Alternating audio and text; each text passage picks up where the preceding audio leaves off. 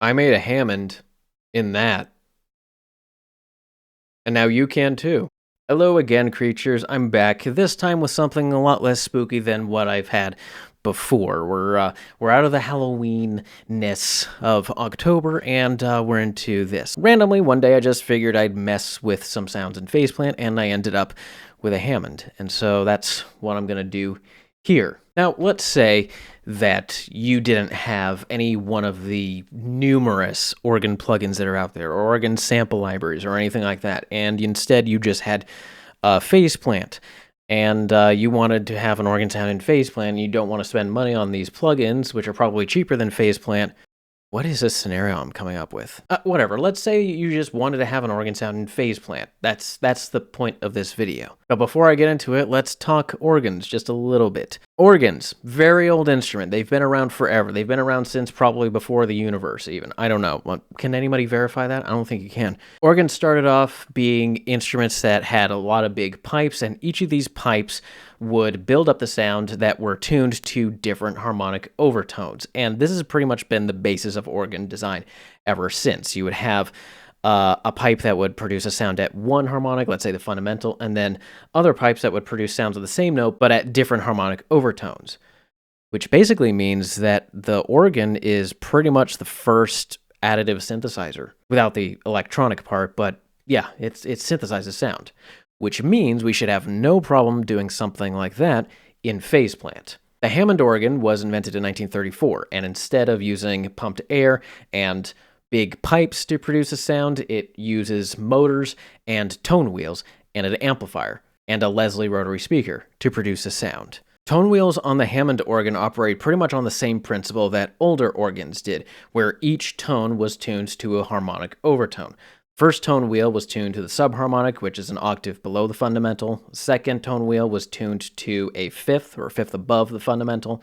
And the third tone wheel was tuned to the fundamental, with each subsequent tone wheels being tuned to the second, third, fourth, fifth, sixth, skip seventh, and eighth harmonics, respectively. The volume of each tone wheel is controlled by metal sliders on the front panel of the Hammond called drawbars. Changing positions of different drawbars will give you a different overall sound because you're changing which harmonics are going to be heard and which harmonics aren't. Now, as you could probably see here with this sound, I am not going to be making just one preset because depending on the drawbar settings that you have on an organ, there can be a number of different presets.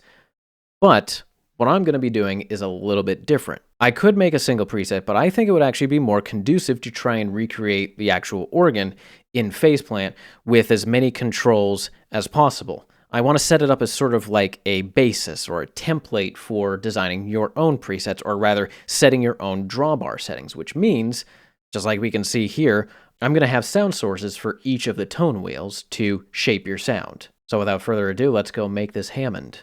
First thing we're going to do is add our sound source. Click in here and give us an analog and change it to a sine wave. And now we're going to add 8 more of the same thing.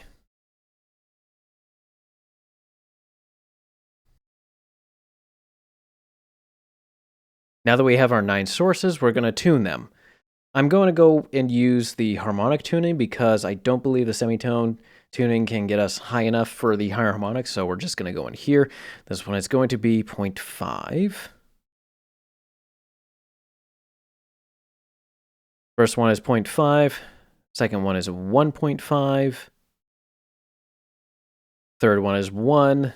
Second one is 2, 3, 4, 5, 6, and 8. And altogether, it sounds like this so far. Very loud. And very synthetic still, but, you know, we've just started. One thing I'm now going to do is I'm going to give us a little bit more release. Pull this curves down. And I want that a little bit so I can emphasize the attack just slightly. And this is our tone wheel setup. We're going to minimize that. I'm going to now add another analog tone, and this one is going to be our percussion. On the Hammond, there was an added tone for what they called percussion, and it was essentially a way to emphasize the attack a little bit. It was tuned to either the second or the third harmonic, and it had a decay, so it didn't sustain like the rest of the tones. And so I'm going to do that real quick. Listen to it.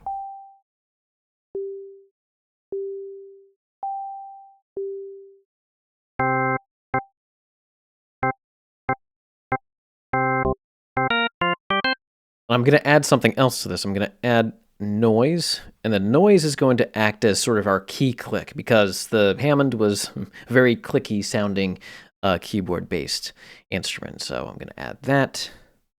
Add an envelope so that it's not just like this, because that's quite loud, and we don't want that to be very loud.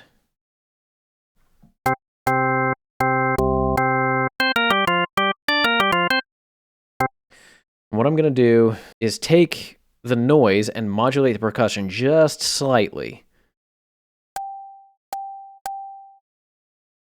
And let's disable the output for the noise for now, just to hear how it's affecting the percussion. Okay.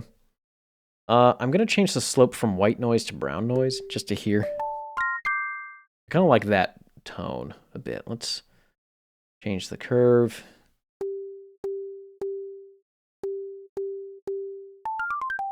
There we go. Bring this amount down a little bit. Nice. And if I wanted this to go straight to the output and didn't want it to just affect the percussion, I can bring the gain down for this. So if I were to disable this, I could still hear it, so that's fine.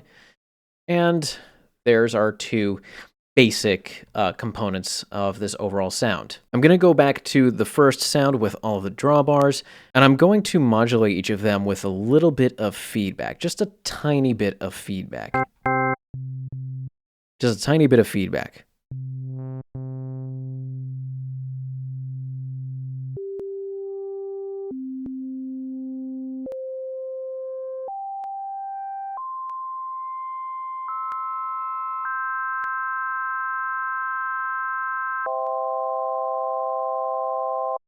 Now, the reason why I'm doing this is that the tones in the Hammond organ were not pure, super clean sine waves like they are here in a digital synth environment. So I'm adding a little bit of brightness to each of the sounds, and then, of course, from here I'm going to adjust to see if I want to change any of that, if any of the sounds are a little too bright. So right now, this is what we have for our sound. Let's make this quieter by bringing the gain down to minus 30. There we go. I'm bringing the gain of the percussion down as well to around 24.5. Let's...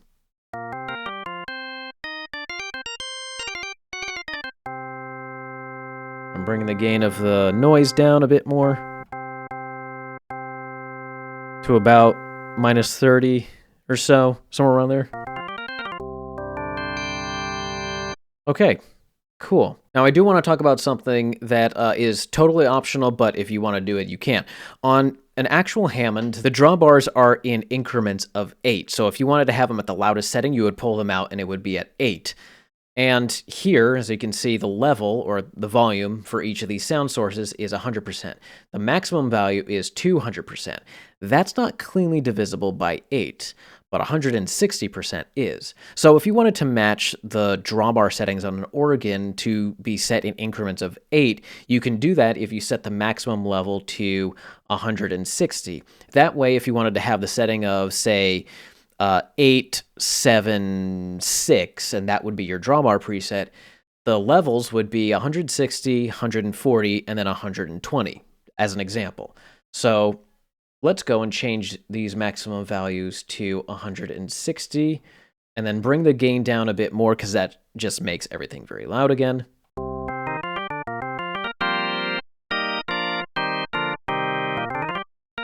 Now let's hear what only some of them sound like together.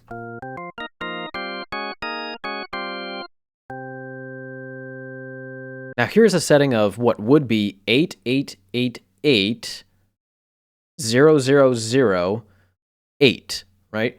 So So the tone wheels that are on right now are at maximum volume, or all at 8, and the ones that aren't playing are at 0. And that sounds like this. And the percussion is on. Which, by the way, something I forgot to mention about the percussion, interesting thing about the percussion on the Hammond is that if it's on, it disables the highest tone wheel. So you won't hear this one normally. But again, it's totally optional. This is a phase plant preset. It's not an actual Hammond. Only you would really care about that, realistically. But here is what those settings sound like. Let's actually try some other settings now. Do this.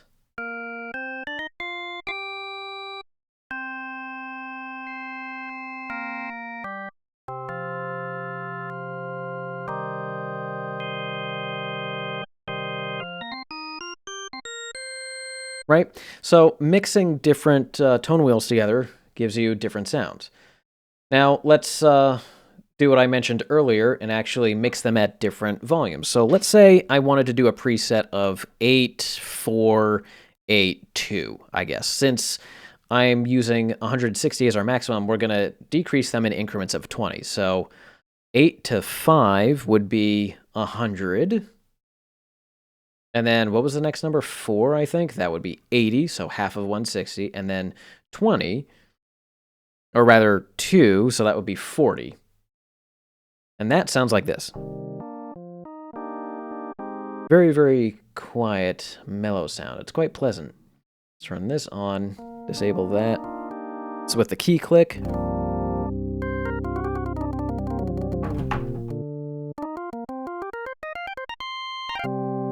with the percussion on,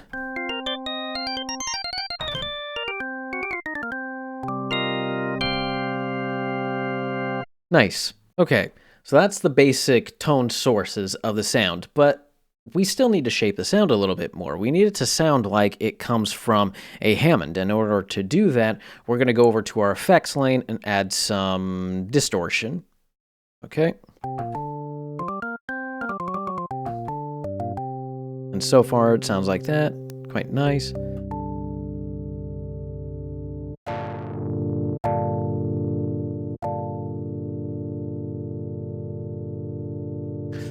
Let's have it somewhere. Let's have it somewhere right there for now. But before I go too much further, the other very important thing to a Hammond organ sound is what's called a rotary speaker, or the Leslie. It's essentially two horns for a speaker inside a cabinet that spins, and they spin at usually 2 speeds, a slow speed and then a fast speed. And when it speeds up, it gives the organ a kind of chorusy-like effect. And even though Kilohertz doesn't have a rotary plugin, it does have a chorus plugin, so that is what we're going to use here. I did try this with the phaser, and I didn't like how it sounded. It sounded less realistic than this. So here's what the chorus sounds like by default, which just sounds like a chorus effect, right? Which we don't want. We want a Leslie. I'm going to change the taps to 3.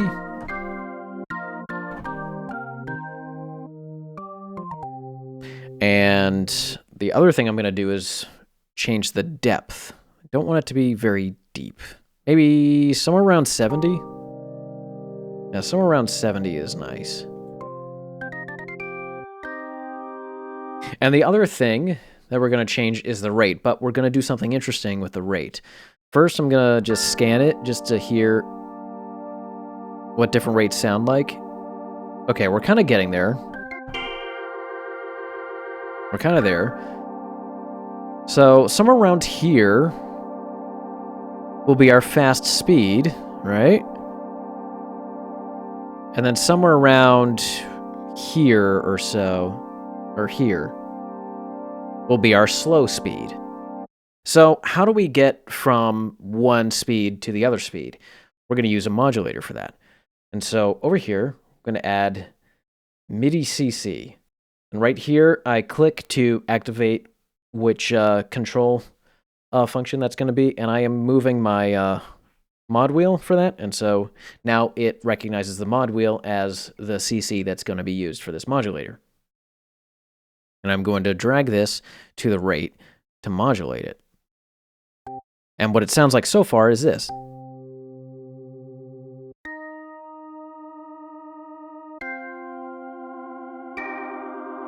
Cool. Now, on the Hammond organ, when you were changing speed, since it is a physical component, it would accelerate. So it wouldn't just instantaneously be faster or slower.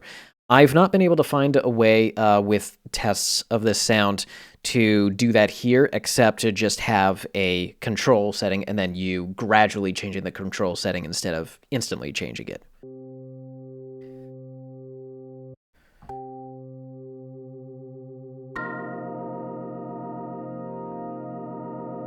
Okay.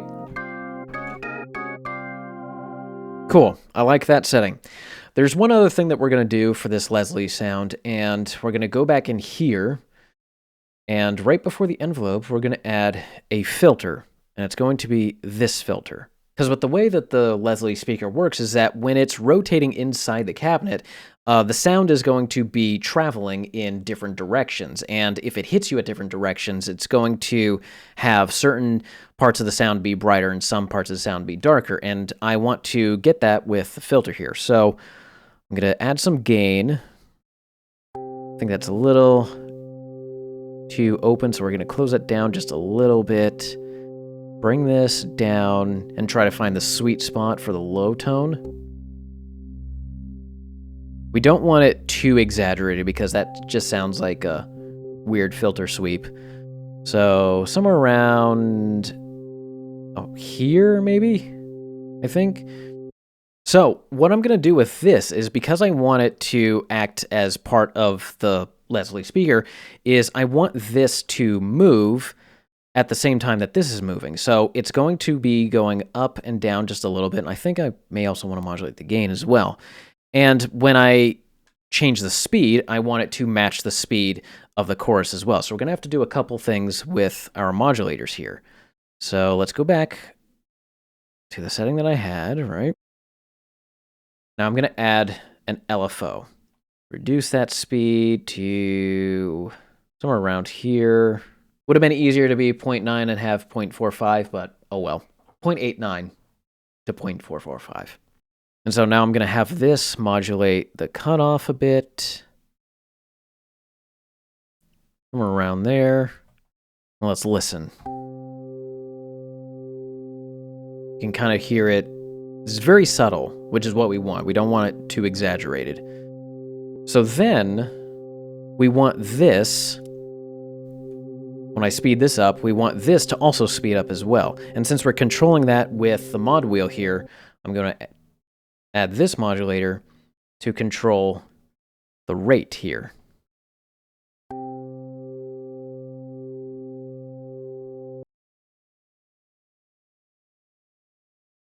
Okay, so now we have it going slow, and if I move the mod wheel, it moves fast.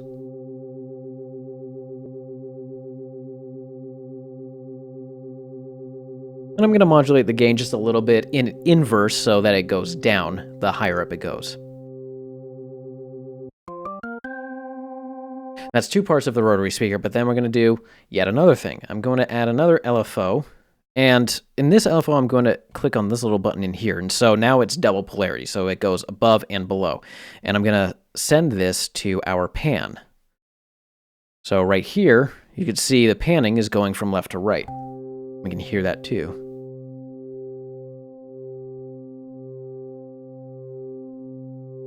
Okay, and this is going to, again, have the same rate as this, and it's going to match the same rate as we have for our chorus, so that everything is in sync with the speakers going around. Of course, I'm going to modulate that with the MIDI CC again. But I'm going to do something else. I don't want the panning to be so extreme like this, so I'm going to have it start out be just a little bit of panning at the start. And then,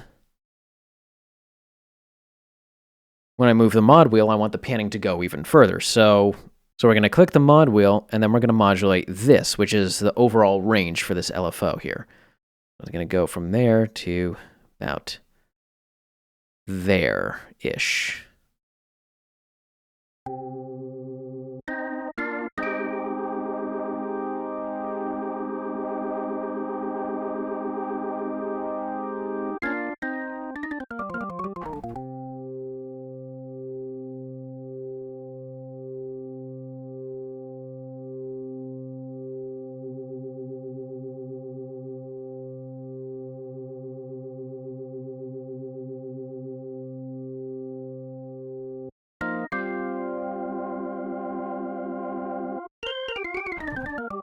Believe it or not, most of the sound is done, but we still have some more to do. Or at least I'm convinced that I still have more to do, because I want to shape the sound a little bit further. So we go up here. Still has that synthetic sort of sound to it, so I'm going to filter out some things with 3-band EQ and bring some of the highs down just a bit.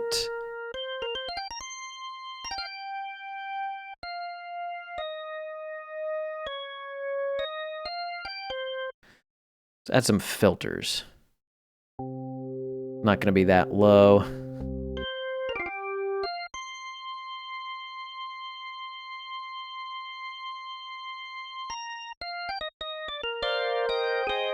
I think we do want to have a fair bit of brightness at the top, just not too bright, because I don't know, it just doesn't sound fully right to me. Okay.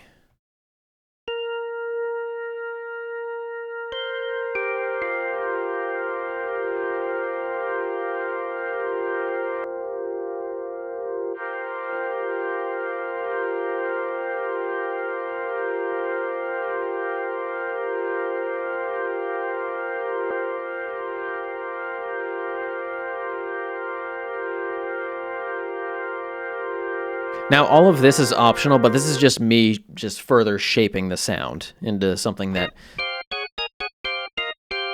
I like.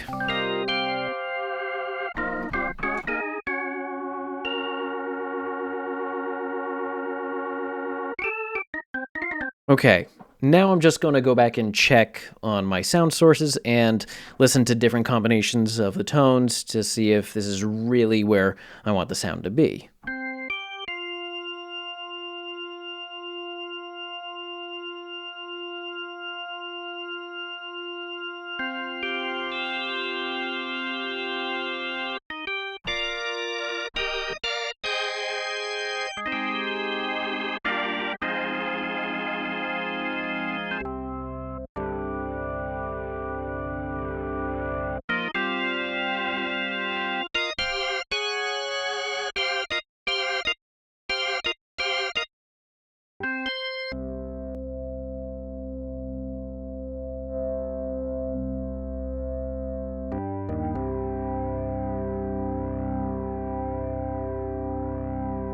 I knew something was missing. It was the lower notes were not loud enough. Not as loud as some of the brighter notes, because I've the filter that I have here, because of course. So let's fix that. There we go.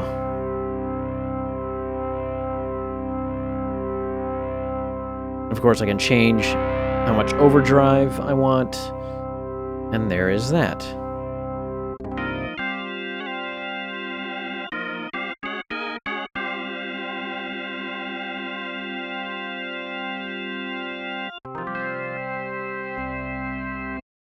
Okay, I like it.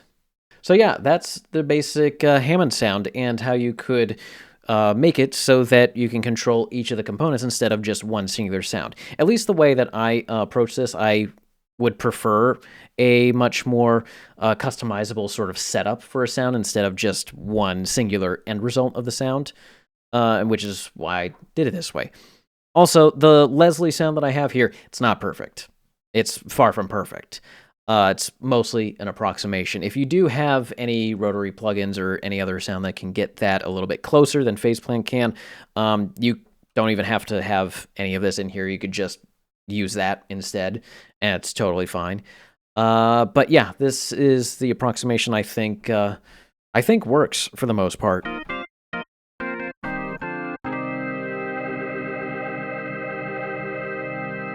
But again, we're not done, because let's say you wanted even more control over this sound. Look at what we have up here. Let's say if you're playing. Now, people who are playing an organ, usually they have the drawbars right in front of them, and while playing, they can actually change settings on the fly. Now, if you were to have a sound like this, and you didn't want all of this cluttering up your view, or you were in the middle of playing and you wanted to change your settings, imagine how awkward it would be to come in here and just click disable these or click and drag to change the loudness while you're in the middle of playing. It's not going to work. But look what we have up here. We have macros, and we can assign any and all of these to these tone wheels. So that if you wanted to control them, you could set these to certain MIDI CC if you have like knobs or sliders on your controller, so that you can control each of these macros, which would then in turn act as drawbars for your sound. The one downside, though, is that there are only 8 macros and there are 9 tone wheels. But as I've shown down here, you can add another modulator being your MIDI CC, and you can assign another MIDI controller to control the 9th tone wheel if you need that. Okay, and now have it set up so that each of these tone wheels can be controlled by these macros here.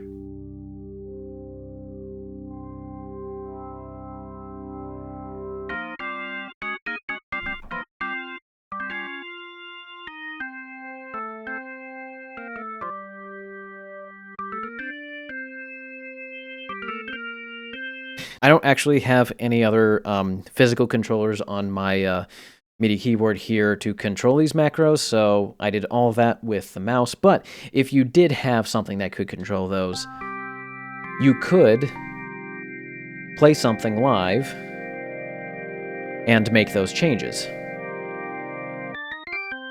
with something like this. Totally optional, though. Also, if you do it this way, if you care about the stops being replicated, each setting being, out of increments of 8, this is not going to be as precise. But again, really only you care enough about that. If you want to do it this way, you can. I mean, why shouldn't you? It's easier for you to play something like this live. If you have a preset set up, you can have all of these active and then just use these to control which ones that you hear.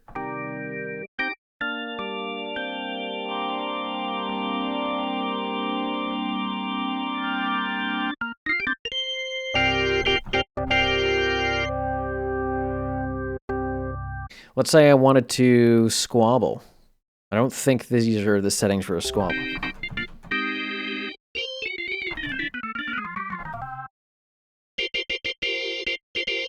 So that is the basic Hammond organ in Faceplant, at least the way that I did it. There are some things that are not perfect about it, but I wanted to make something that was, instead of it being a very specific sound, something that you could go, oh, I know that these are the components that make the sound, how do I put these components together, and then control them so that I can have pretty much a sound palette, a sound template, and I can build up other sounds from that, have different settings, or even just have, one sound and then set up 8 or 9 controls so that you can make different sounds that way, and you can do that live if you wanted to, or if you wanted to save presets from this, you can do that as well. And that's pretty much why I did it the way that I did it, instead of trying to make everything one sound in one sound source. That is the Hammond organ. I will see you some other time in some other video, some other day. Have yourselves a good night. Bye-bye. Oh, by the way, one more thing before I go. Do you want these sounds? I have these sounds in a preset bank over on Gumroad. Now, the way that the banks are set up is there are a couple of different versions of them. One of them has the presets named by drawbar settings, if you think that way, and others, they're just named for whatever preset name I could come up with. There's also a version of both of those where the effects for the Leslie have been taken out, so that if you wanted to use your own effects version, you can do that instead. So instead of using the stuff in Faceplant, you use a rotary plugin. You can do that without having to go in and then disable those effects in the Faceplant preset. From there, it's already set up for you, ready to go, ready to play, and all that good stuff. There's also a preset in the banks that has the macros set up for you to control them however you'd like. The rest of them don't by default, but if you do want the basic sound, the template sound, that preset is in there with the macro setup and MIDI CC setup all ready for you to go and play it. But yeah, it is over there on Gumroad. So yeah, go check it out if you want these sounds. All right, see ya. Bye.